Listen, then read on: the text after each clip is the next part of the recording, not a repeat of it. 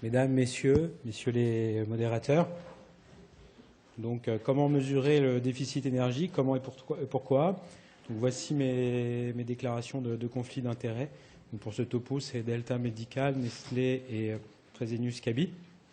Alors, il y a un paradoxe. Il y a un paradoxe entre le côté trivial des choses, notamment quand il y a des famines, le kwashiorkor, les victimes des camps de concentration, les guerres, syndrome de renutrition, après les guerres également, qu'on peut résumer par une formule d'Émile Zola dans La débâcle, quand il parle des soldats français qui ont subi la famine pendant des semaines et qui mangent abondamment et qui meurent tous, beaucoup en crevèrent. Donc il y a ce côté de la vie réelle, le côté trivial, et puis finalement les controverses qui existent chez les malades réanimés, quand bien même il y ait des modèles expérimentaux, il y a des études cliniques, il y a une controverse sur comment compléter ou limiter le déficit en énergie, une controverse aussi sur l'immunonutrition, son intérêt, son bénéfice, et puis il y a les risques connus aussi de surnutrition. Donc tout ça, finalement, fait que, en ce qui concerne donc notre problématique de l'assistance nutritionnelle en réanimation, est-ce qu'il y a un impact réel sur la morbidité et la mortalité? Alors une façon, un angle de voir les choses, c'est peut-être est-ce que nos outils d'estimation de l'état nutritionnel sont adaptés aux patients réanimés, ou est-ce que tout simplement nos concepts physiopathologiques, sont-ils erronés? Alors quand on regarde le bilan énergétique, on a l'habitude effectivement tout simplement de faire la différence entre les dépenses énergétiques, que ce soit le métabolisme basal, l'effet thermique des nutriments, la thermorégulation, l'activité musculaire qui est souvent limitée chez le malade de réanimation, et les apports. Mais en faisant ça, pratiquement toutes les études finalement laissent de côté ce qu'on appelle l'énergie stockée. Chez un sujet en bonne santé, c'est 100 000 kilocalories. Alors ces 100 000 kilocalories de réserve, chez le sujet agressé, réanimé, ils ne sont pas forcément accessibles aussi. Donc on verra d'abord au niveau des outils d'estimation les apports, et ce n'est pas si simple que de calculer une somme de calories sur une feuille de prescription, vous verrez. Les dépenses, et les dépenses, il y a finalement deux outils qui sont disponibles en réanimation, la calorimétrie indirecte et puis les équations prédictives. Et puis on parlera dans un deuxième temps de l'énergie stockée, d'autres formes d'énergie, mais avant de parler de ça, vous verrez, je vous proposerai finalement, pour vous sortir de la torpeur de la digestion, une autre vision, peut-être un autre angle de vision de cette problématique-là. Alors l'estimation des apports, ce n'est pas si simple. Ça, c'est un graphe qui représente donc une étude observationnelle qui a été faite il y a quelques années déjà et qui montre le ratio en très pointillé. C'est ce que prescrivent les docteurs sur ce qu'ils devraient prescrire en tenant compte de la dépense énergétique des patients sur lesquels ils prescrivent. Et vous voyez qu'on arrive, au bout de 2-3 jours, péniblement à 50% des apports énergétiques. Et la courbe pleine, c'est ce qui est prescrit, mais réellement administré par les infirmières. Et sur la base de ces prescriptions-là, finalement, elles arrivent à passer au maximum 70% de ce qui est prescrit. Donc vous voyez bien déjà l'importance, un peu le trou qu'il y a entre ce qui est dépensé et ce qui est réellement administré. Alors, est-ce que c'est une négligence des médicaux et des paramédicaux? La réponse est non, en fait, puisque chez les malades réanimés, les plus graves, il y a souvent une intolérance gastro-intestinale. Il y a aussi les effets des drogues de la sédation, les drogues vasoconstrictrices. Il y a aussi le fait que les procédures diagnostiques et thérapeutiques souvent imposent d'arrêter la nutrition entérale. Et il faut reconnaître aussi qu'il y a une inertie médicale et paramédicale pour reprendre cette nutrition.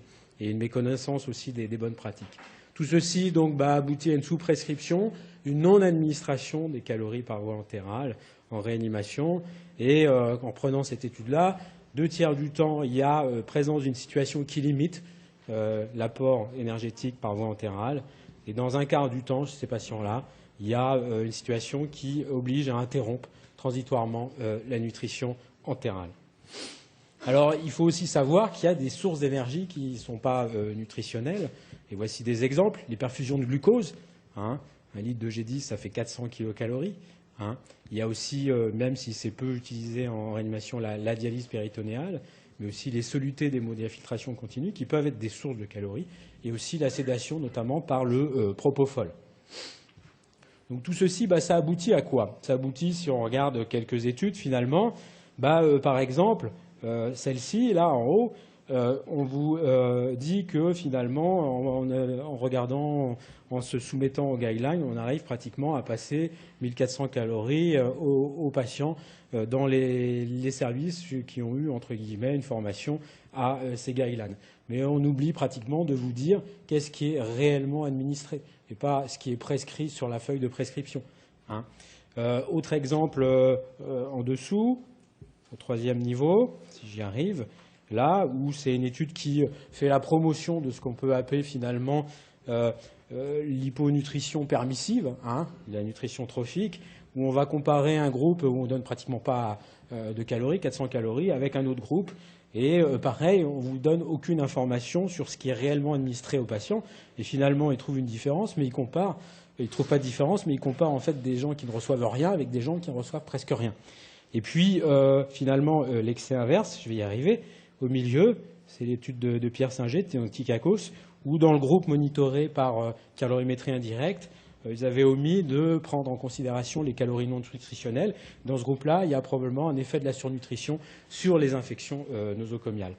Donc finalement, il faut, dans ces études-là, essayer d'avoir au moins des indices qui vous permettent d'apprécier le temps d'arrêt de la nutrition, les situations qui limitent la nutrition empérale, tout ça, et puis aussi avoir un peu l'impact de la mesure du résidu gastrique, puisqu'au moins sur 2 de ces études, il y avait un algorithme complètement délirant sur la pratique du résidu gastrique.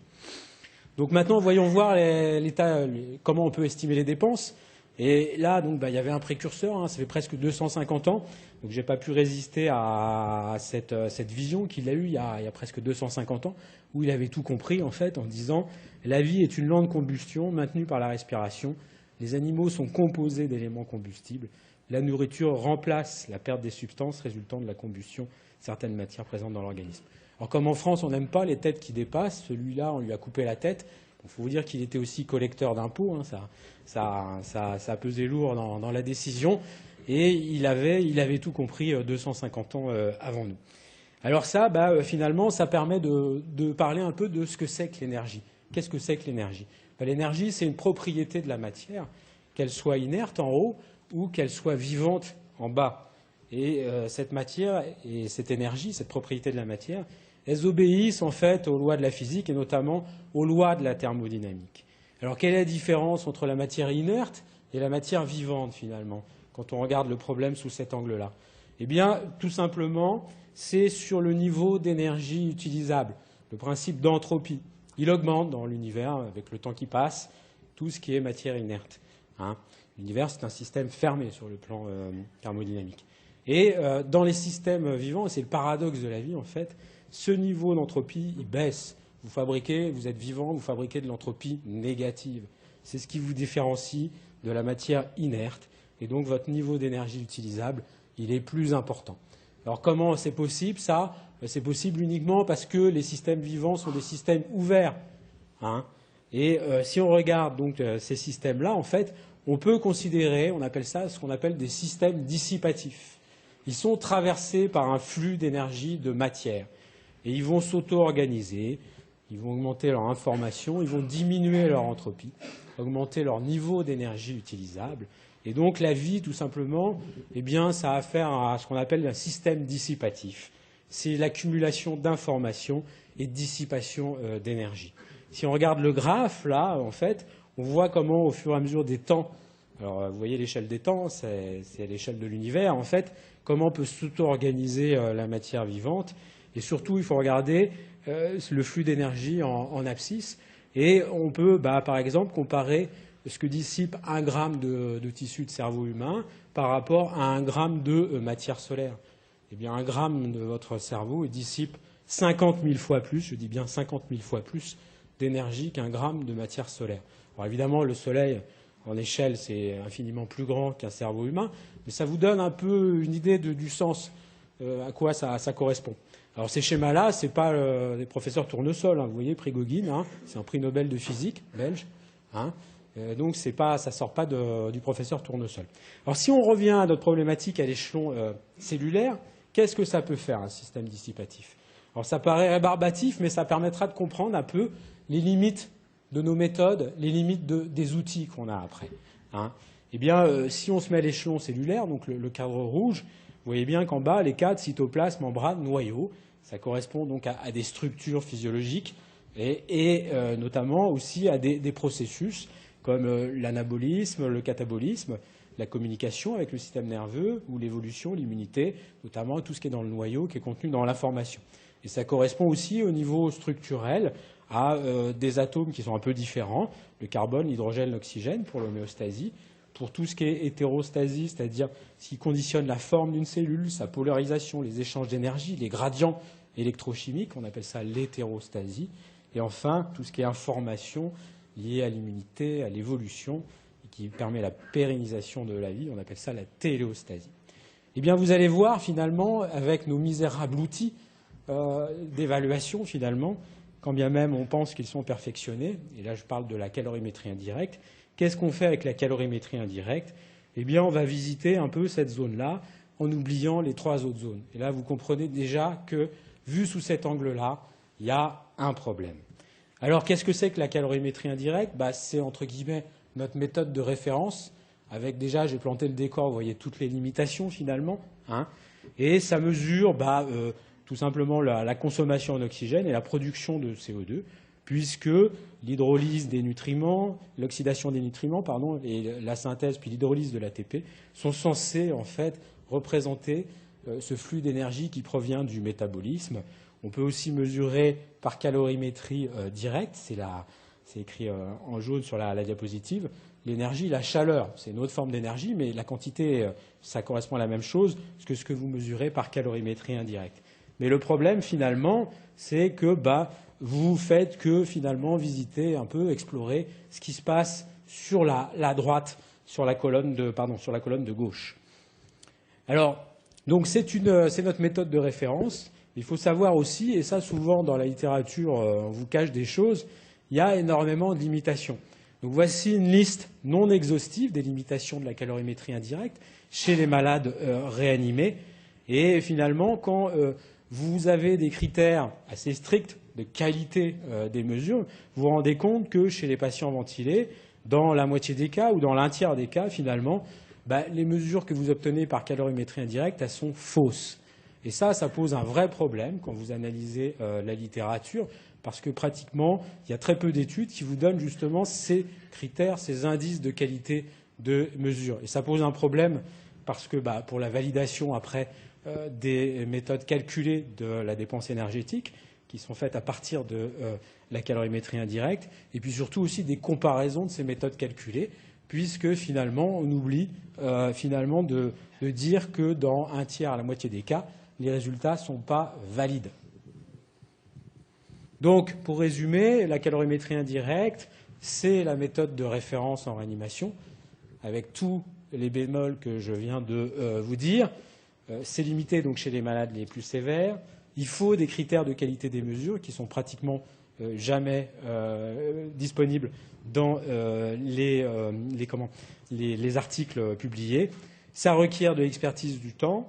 C'est non disponible pour chaque malade sévère et surtout, ça coûte cher. Vous voyez le petit joujou là en bas à droite, c'est 30 à 40 000 euros. J'aimerais bien en avoir un, mais je n'ai pas les moyens.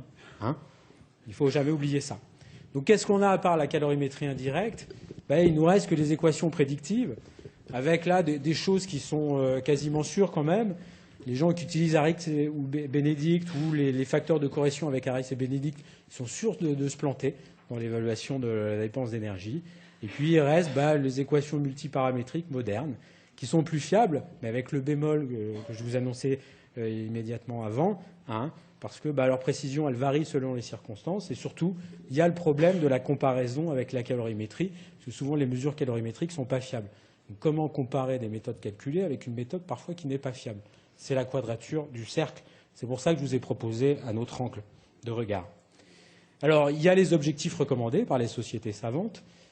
Pour la communauté francophone, les objectifs recommandés ont un peu changé. En 2014, on préconise 20 à 25 kcal par jour au début, et puis après, stabilisation un petit peu plus. Ça rejoint à peu près maintenant les recommandations européennes et nord-américaines. Ça méconnaît quand même la variabilité de la dépense énergétique en réanimation.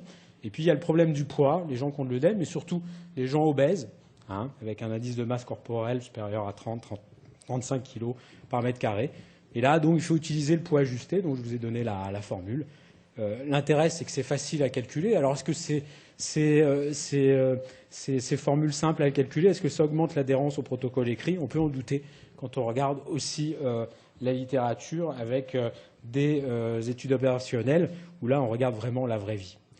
Alors finalement, en ce qui concerne l'estimation des dépenses, on peut voir aussi donc, les limitations dans la littérature. J'ai pris 3 exemples. Ce n'est pas un parti pris. Dans l'exemple du haut, quand on regarde comment est estimée la dépense en énergie, dans l'étude qui a fait beaucoup de bruit en 2011, c'est un peu Harris et Bénédicte modifié, donc on est très surpris. Et en plus, c'est dans les annexes. Voilà, c'est pour ça que j'ai mis un feu rouge. Après, une étude faite dans notre service, on étudie une équation multiparamétrique, feu orange, avec toutes les réserves que j'ai également sur les méthodes calculées. Et puis une étude un petit peu plus récente, publiée dans le Lancet, où là, on utilise la calorimétrie indirecte. Mais j'ai mis un point d'interrogation, feu vert, mais conditionnel, puisqu'il n'y a pas de critères de qualité, même si à chaque fois, les auteurs vous disent il n'y a pas de problème, on a respecté les procédures, les limitations de la calorimétrie indirecte. C'est insuffisant. Il faut voir les critères de qualité des mesures. Alors finalement, il faut parler aussi des autres formes d'énergie. Donc pour l'instant, le bilan, il est sévère, il est amer. Alors si on prend par exemple un jambon à l'os, la colonne de gauche, alors c'est du maigre, du jambon maigre, 20% de graisse seulement, et le reste donc de masse maigre. Il faut savoir que dans la masse maigre, il y a de l'eau. Et la qualité de votre jambon dépend de la quantité d'eau qu'il peut y avoir. Donc là, il n'y a pas beaucoup d'eau, donc c'est un jambon de qualité que je vous propose là, sur les barres. Et ce qui est intéressant, en fait, c'est de voir cette fraction qu'on appelle la masse cellulaire active. C'est une fraction de la masse maigre et qui donc ne comprend pas l'eau extracellulaire. Alors, par définition, qu'est-ce que c'est que la masse cellulaire active? Et ça rejoint ce que je vous ai dit justement sur les systèmes dissipatifs. En gros, c'est tout ce qui a un noyau et qui produit, qui consomme de l'énergie. Et grosso modo, ça correspond un peu au métabolisme, à la communication, à l'évolution, si on voit un peu ce qu'il peut y avoir dans le noyau aussi, le stockage d'énergie. Donc ça correspond quand même, en gros, à la définition thermodynamique d'un système dissipatif. Et vous verrez peut-être là, vous commencez à voir un peu où je veux en venir. En fait, compte tenu des limitations qu'on a pour estimer les apports et les dépenses en énergie, peut-être que là, il y a une voie, peut-être, en regardant le problème sous l'angle thermodynamique, pour trouver une solution à notre problématique que je vous ai annoncée initialement. Donc la masse cellulaire active, c'est un système dissipatif. Et donc c'est au centre des échanges d'énergie, les dépenses, les apports, mais également de l'énergie stockée, de l'information, de l'adaptation.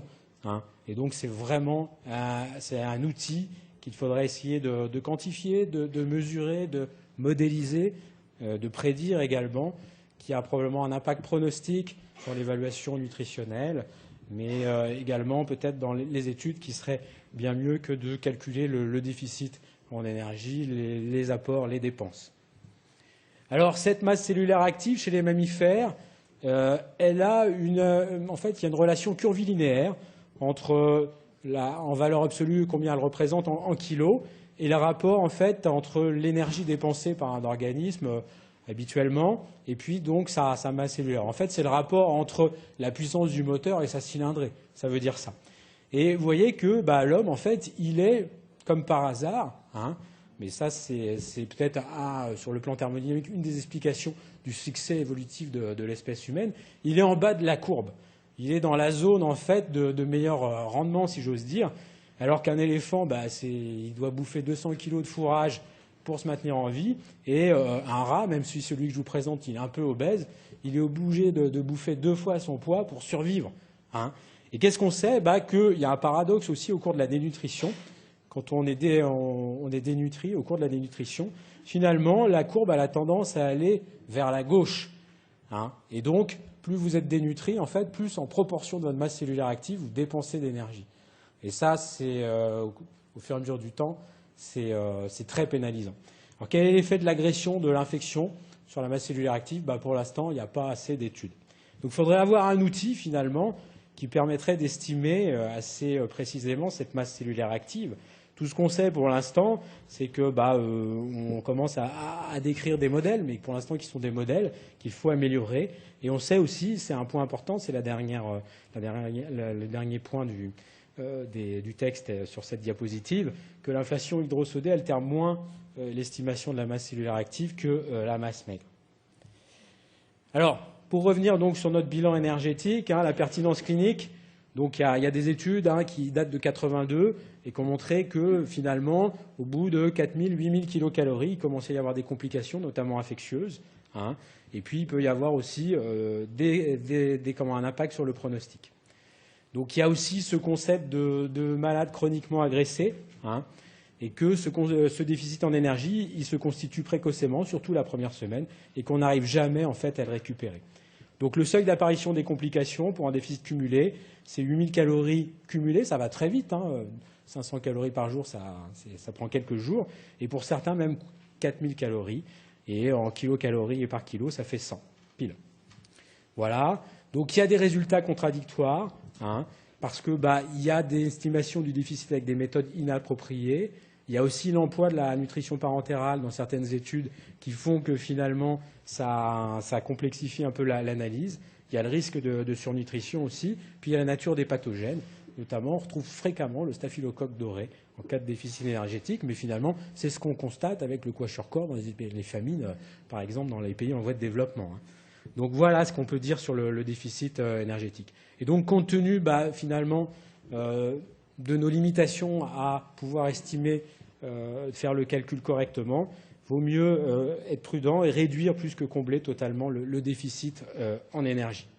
Alors ça, c'est un article qui vient de paraître, c'est un éditorial de Pierre Singer, où là, finalement, la flèche bleue, c'est ce qu'on devrait administrer aux patients, et puis les études un peu récentes et célèbres. Et finalement, vous voyez que tout le monde est en dessous de la norme, et les barres bleues, elles sont surtout surévaluées quand on regarde ces études-là, notamment les études qui promeuvent la dénutrition contrôlée, entre guillemets, Arabi ou Iden, par exemple, et on compare finalement des gens qui ont un déficit énergétique important avec des gens qui ont un déficit en énergétique encore plus important. Comment voulez-vous savoir si c'est utile de combler le déficit en énergie ou pas? Donc pour conclure, vous avez vu, je vous ai montré un peu toutes les limitations qu'il y a des méthodes qui permettent un calcul du bilan énergétique, y compris la calorimétrie indirecte en réanimation. Et tout cela suggère qu'il est raisonnable de limiter plus que combler totalement le déficit en énergie. Vous voyez bien comment on est démunis, en fait. Il faut l'avouer. Et donc, finalement, il faudrait peut-être se poser la question de changer un peu notre angle de vue et de regarder, d'avoir une approche un peu plus thermodynamique de la pathologie, basée notamment sur les fonctions physiologiques primordiales du vivant, et notamment la masse cellulaire active, qui permettrait peut-être de s'affranchir de ce fameux calcul du bilan énergétique. Je vous remercie.